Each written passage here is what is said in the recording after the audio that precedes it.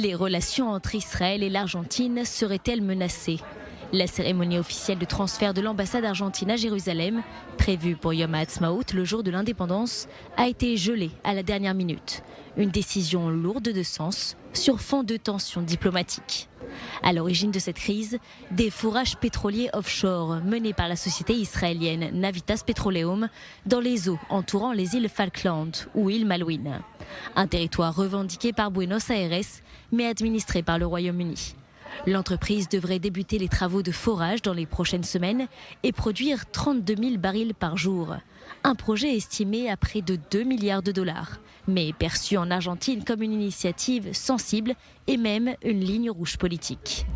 À Buenos Aires, le ton est monté. Des responsables argentins parlent d'un pillage de ressources naturelles et évoquent une remise en cause profonde de la relation bilatérale.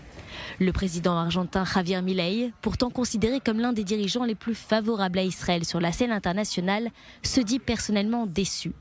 Selon son entourage, la crise dépasse largement la question de l'ambassade et menace désormais l'ensemble du partenariat entre les deux pays. À Jérusalem, les autorités tentent de désamorcer.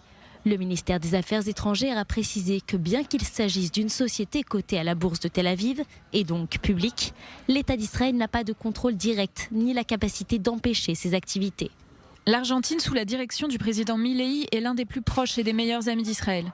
Un dialogue étroit et permanent existe entre le dirigeant israélien et argentin. La question évoquée a été abordée publiquement et les sujets discutés continueront d'être au cœur des échanges entre les deux parties. Entre Benyamin Netanyahou et Javier Milei, le dialogue se poursuit, mais la confiance semble fragilisée.